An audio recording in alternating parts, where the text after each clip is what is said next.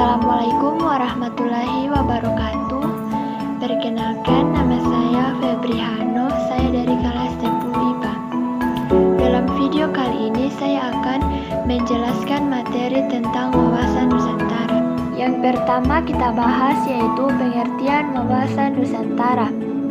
Secara etimologis, wawasan Nusantara berasal dari kata wawasan dan Nusantara. Wawasan berasal dari kata wawas atau bahasa Jawa yang berarti pandangan, tinjauan, dan penglihatan indrawi. Jadi, wawasan adalah pandangan, tinjauan, penglihatan, tanggap indrawi. Wawasan berarti pula cara pandang dan cara melihat. Nusantara berasal dari kata nusa dan antara. Nusa artinya pulau atau kesatuan kepulauan. Antara artinya menunjukkan letak antara dua unsur. Jadi, Nusantara adalah kesatuan kepulauan yang terletak antara dua benua, yaitu benua Asia dan Australia, dan dua samudra yaitu Samudra Hindia dan Pasifik. Berdasarkan pengertian modern, kata Nusantara digunakan sebagai pengganti nama Indonesia. Sedangkan terminologis, wawasan menurut beberapa pendapat sebagai berikut.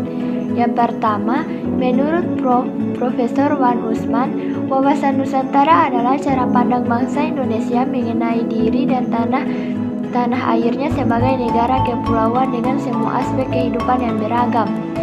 B. Menurut GBHN 1998, wawasan Nusantara adalah cara pandang dan sikap bangsa Indonesia mengenai ciri dan lingkungannya dalam penyelenggaraan kehidupan bermasyarakat, berbangsa, dan bernegara. C.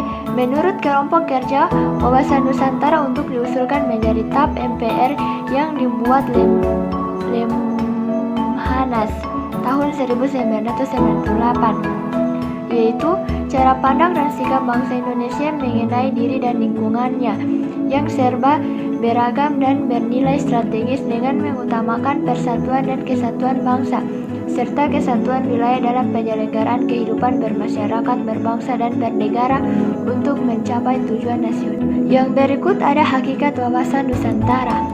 Hakikat wawasan Nusantara adalah keutuhan Nusantara dalam pengertian cara pandang yang selalu utuh menyeluruh dalam lingkup Nusantara demi kepentingan nasional.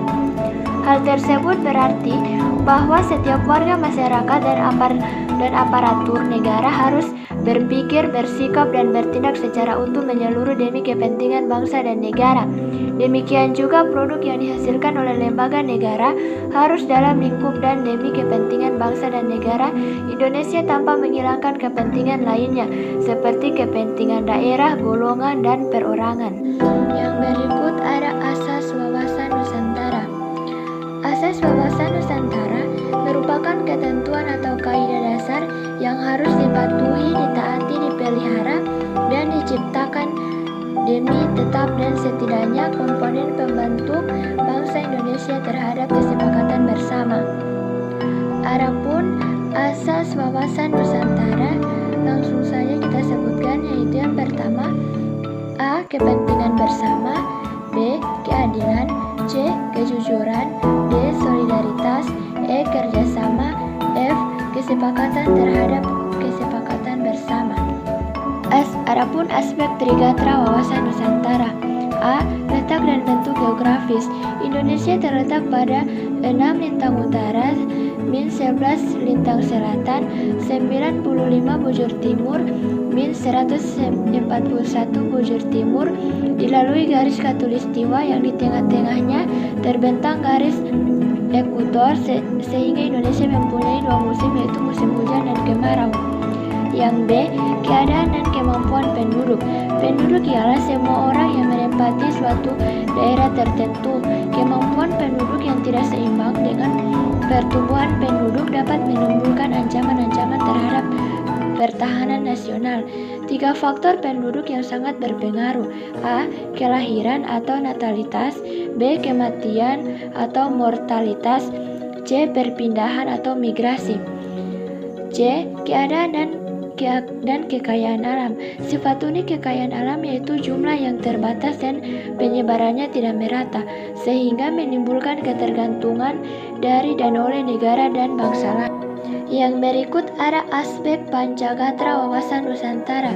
A. Ideologi, B. Politik, C. Ekonomi, D. Sosial budaya, dan E. Pertahanan dan keamanan. Adapun hubungan antar gatra, antar Trigatra dan Pancagatra serta antar gatra itu sendiri terdapat hubungan timbal balik yang erat yang dinamakan korelasi dan interdependensi, dalam arti bahwa A. Ketahanan nasional pada hakikatnya bergantung kepada kemampuan bangsa dan negara. B. Ketahanan nasional adalah suatu pengertian holistik. C. Kelemahan di salah satu gatra dapat mengakibatkan kelemahan di gatra. D. Ketahanan nasional Indonesia bukan merupakan suatu penjumlahan ketahanan. Adapun peran serta warga negara mendukung implementasi wawasan kebangsaan. Wawasan Nusantara harus dijadikan arahan, pedoman, acuan, dan tuntunan bagi setiap individu bangsa Indonesia dalam membangun dan memelihara tuntunan bangsa dan negara kesatuan Republik Indonesia. Implementasi wawasan Nusantara senantiasa berorientasi pada kepentingan rakyat dan wilayah tanah air secara utuh dan menyeluruh sebagai berikut. 1. Implementasi wawasan Nusantara dalam kehidupan politik. Kedua, implementasi wawasan Nusantara dalam kehidupan ekonomi. Ketiga, implementasi wawasan Nusantara dalam kehidupan seni budaya. Keempat, implementasi wawasan Nusantara dalam kehidupan hankamakan. Kelima, dalam pembinaan seluruh kehidupan nasional. Keenam, untuk itu agar terbentuk hati nurani setiap warga negara. Sekian hanya itu yang dapat saya sampaikan. Lebih dan kurangnya saya mohon maaf. Billahi taufiq wal hidayah. Wassalamualaikum warahmatullahi wabarakatuh.